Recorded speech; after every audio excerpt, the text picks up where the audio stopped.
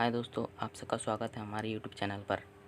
आज का हमारा टॉपिक है कि लॉकडाउन 3 में किन किन चीज़ों पे मिलेंगी छूट और कौन कौन सी चीज़ें रहेंगी बंद। आइए शुरू करते हैं आज की वीडियो। गृह मंत्रालय की प्रेस कॉन्फ्रेंस में बताया गया कि अलग अलग जोन के आधार पर कुछ भागों पर प्रतिबंध लगाए गए हैं। इस संबंध में गृह मंत्रालय ने 16 पॉइंट का एक नोटिफिकेशन जारी किया है। पहला पॉइंट, भारत सरकार ने आपदा प्रबंधन कानून के तहत 4 मई से अगले 2 हफ्तों के लिए लॉकडाउन को आगे बढ़ाने का फैसला किया है। इसके साथ ही गृह मंत्रालय ने इस समय अवधि के लिए अलग अलग दिशा निर्देश भी जारी किए हैं। देश के अलग अलग जिलों में कोरोना वायरस संक्रमण के मामलों के आधार पर उन्हें रेड यानी हॉटस्पॉट, ऑरेंज और ग्रीन श्रेणियों में बांटा गया है। जो इलाके ऑरेंज और ग्रीन श्रेणी में हैं उनमें लॉकडाउन के दौरान कुछ छूट देने की बात कही गई है। स्वास्थ्य और परिवार कल्याण मंत्रालय ने रेड, ग्रीन और ऑरेंज जोन पर 30 अप्रैल को ब्यौरेवार जानकारी दी है। ग्रीन जोन वो इलाके हैं जहां अब तक कोरोना का कोई केस नहीं है या बीते 21 दिनों में कोई नया मामला नहीं आया है। रेड जोन तय करते समय एक्टिव मामलों की संख्या, पुष्ट मामलों के दोगुने होने की रफ्तार, टेस्टिंग की संख्या और जिलों से मिलने वाली सर्विलांस संबंधित जानकारी पर ध्यान दिया जाता है। जो रेड या ग्रीन जोन नहीं हैं उन्हें ऑरेंज जोन कहा जा रहा है। मंत्रालय सभी राज्य और केंद्र शासित प्रदेशों के साथ साप्ताहिक आधार पर या ज़रूरत पड़ने पर इससे पहले ही रेड, ग्रीन और या ऑरेंज जोन में बटे जिलों की जानकारी साझा करेंगे। तीसरा, सरकार ने पाया कि कई जिलों में नगर पालिकाओं के अंदर मामलों में अंतर देखने को मिला है। ऐसे में नए दिशा निर्देशों के तहत इस तरह के जिलों को 2 अलग अलग जोन में बांटा गया है। एक जोन उन इलाकों के लिए जो नगर पालिका के अंदर आते हैं और दूसरा जोन उन इलाकों के लिए जो नगर पालिका में नहीं आते। अगर नगर पालिका के बाहर वाले इलाकों में बीते 21 दिनों में से कोई नया मामला नहीं आया तो उन इलाकों को पूरे जिलों में लागू स्टेज से एक स्टेज कम कर दिया जाएगा। चौथा, जो भी इलाके रेड और ऑरेंज जोन में हैं उन्हें कंटेनमेंट जोन में के तौर पर घोषित कर दिया गया है। इन इलाकों की घोषणा जिला प्रशासन करेगा। इसके साथ ही स्थानीय प्रशासन यह भी सुनिश्चित करेगा कि कंटेनमेंट जोन में सभी के मोबाइल में 100% आरोग्य सेतु ऐप डाउनलोड हो। इन इलाकों में सघन सर्विलांस किया गया है। यहाँ घर घर जाकर सर्विलांस होगा। इन इलाकों में ज़रूरी सेवाओं के अलावा किसी का प्रवेश या यहाँ से किसी को बाहर जाने की अनुमति नहीं होगी। पाँचवा, नई गाइडलाइन के तहत देश भर में कुछ चीज़ें सभी जोन में प्रतिबंधित रहेंगी।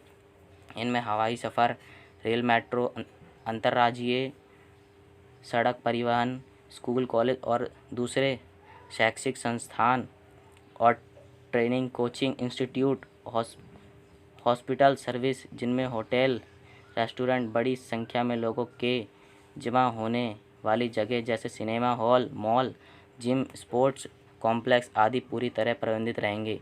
किसी भी तरह की सामाजिक, राजनीतिक, सांस्कृतिक या दूसरी सभाओं और धार्मिक जगहों पर सार्वजनिक पूजा पर प्रतिबंध रहेगा। हवाई, रेल और सड़क मार्ग से यात्रा की अनुमति सिर्फ उन्हीं को होगी जिन्हें गृह मंत्रालय परमिशन देगा। छठा, गैर जरूरी सेवाओं से जुड़े लोगों के बाहर निकलने पर शाम 7 बजे से सुबह 7 बजे तक प्रतिबंध रहेगा। स्थानीय प्रशासन इसी इलाके में आदेश जारी करेगा। सभी जोन में 65 साल से अधिक उम्र के लोग, किसी तरह की विकलांगता वाले लोग, गर्भवती महिलाएं और 10 से कम उम्र के बच्चों को घर में रहने के लिए कहा गया है। हालांकि ज़रूरी सेवाओं और स्वास्थ्य कारणों से बाहर निकलना जा सकता है। रेड, ऑरेंज और ग्रीन जोन में अस्पतालों में ओपीडी, मेडिकल क्लिनिक खोले जाएंगे लेकिन सोशल डिस्टेंसिंग और सुरक्षा के एहतियात बरतने होंगे।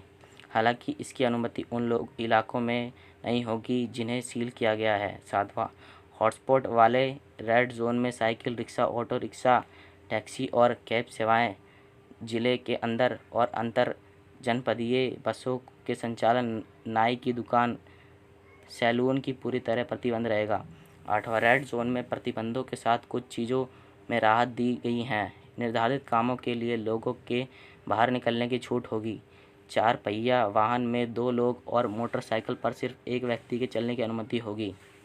शहरी इलाकों में औद्योगिकी इकाइयों जैसे स्पेशल इकोनॉमिक जोन और निर्यात से जुड़ी unit, industrial estate, industrial township को कुछ प्रतिबंधों के साथ छूट दी गई है। ज़रूरी सामान बनाने वाली यूनिट, जिनमें दवाइयाँ, मेडिकल उपकरण और उनका कच्चा माल बनाने, प्रोडक्शन यूनिट और उनकी सप्लाई चेन के साथ जूट इंडस्ट्री और पैकेजिंग मटेरियल बनाने वाली यूनिट को भी खोलने की छूट रहेगी। शहरी क्षेत्रों में उन जगहों पर निर्माण की अनुमति दी गई है जहां काम करने वाले लोग पहले से मौजूद और बाहर से किसी को लाने की ज़रूरत नहीं है। रिन्यूएबल एनर्जी से जुड़े प्रोजेक्ट के निर्माण कार्य को भी छूट दी गई है। गैर ज़रूरी चीज़ों से जुड़ी दुकानें, मॉल, बाज़ारों और मार्केट कॉम्प्लेक्स में खोलने की अनुमति नहीं दी गई है। हालांकि वह दुकानें जो बिल्कुल अलग हैं, कॉलोनी के अंदर की दुकानें, रिहायशी कॉम्प्लेक्स में भी दुकानें खोलने की छूट रहेगी। इनमें ज़रूरी और गैर ज़रूरी चीज़ों से जुड़ी सभी दुकानें शामिल हैं। रेड जोन में सिर्फ ज़रूरी चीज़ों की डिलीवरी के लिए ई-कॉमर्स सेवाओं को छूट दी गई है। प्राइवेट ऑफिस 33% स्टाफ के साथ खोले जा सकते हैं। बाकी के लोगों का घर पर रहना अनिवार्य है। सभी सरकारी दफ्तरों में डिप्टी सेक्रेटरी स्तर के सीनियर अधिकारियों के साथ खोलने की अनुमति होगी। इसके अलावा बाकी 33% स्टाफ को ज़रूरत के हिसाब से काम पर बुलाया जा सकता है। हालांकि रक्षा और सुरक्षा सेवाएं, स्वास्थ्य और परिवार कल्याण, पुलिस, जेल, होमगार्ड, सिविल डिफेंस, फायर और इमरजेंसी सेवाएं, आपदा प्रबंधन और इससे जुड़ी सेवाएं, national infotainment centre, custom, food corporation, NCC, Nehru Yuva Kendra और निगम सेवाएं पूरी तरह से चालू रहेंगी। 9वां, रेड जोन में कई तरह की गतिविधियां को लागू करने का फैसला किया गया है, जैसे ग्रामीण इलाकों में सभी तरह के इंडस्ट्रियल और निर्माण कार्य, जिसमें मनरेगा शामिल है, इन्हें जारी करने का फैसला किया गया है। इसके साथ ही खाद्य प्रसंस्करण यूनिटों और ईंट के भट्टों को चालू करने का आदेश मिला है। इसके अलावा ग्रामीण इलाकों में शॉपिंग मॉल को छोड़कर बाकी दुकानें खुल सकती हैं। कृषि से जुड़ी सभी गतिविधियां भी चालू रहेंगी। पशुपालन और मछली पालन को भी शुरू किया जा सकता है।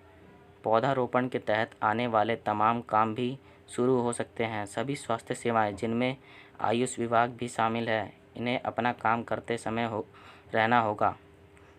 इसके साथ ही वित्तीय विभाग से जुड़े सेक्टर भी खुले रहेंगे, जिनमें बैंक, नॉन बैंकिंग फाइनेंस कंपनियां, इंश्योरेंस और कैपिटल मार्केट गतिविधियां, क्रेडिट कोऑपरेटिव सोसाइटी शामिल है। जन सुविधा से जुड़ी सेवाएं जैसे बिजली, पानी, सफाई, फ़ोन और इंटरनेट भी चालू रहेंगी। इसके अलावा कुरियर और पोस्टल सेवाएं भी चालू रहेंगी। 10वां, रेड जोन में कई वाणिज्य और निजी प्रतिष्ठानों को भी काम करने की मंजूरी दी गई है। इसमें प्रिंट, इलेक्ट्रॉनिक मीडिया, आईटी और इससे जुड़ी सेवाएं, डेटा और कॉल सेंटर, कोल्ड स्टोरेज और गोदाम, प्राइवेट सिक्योरिटी सेवाएं, नाई की दुकानें और को छोड़कर बाकी लोग जो खुद अपना कोई काम धंधा करते हैं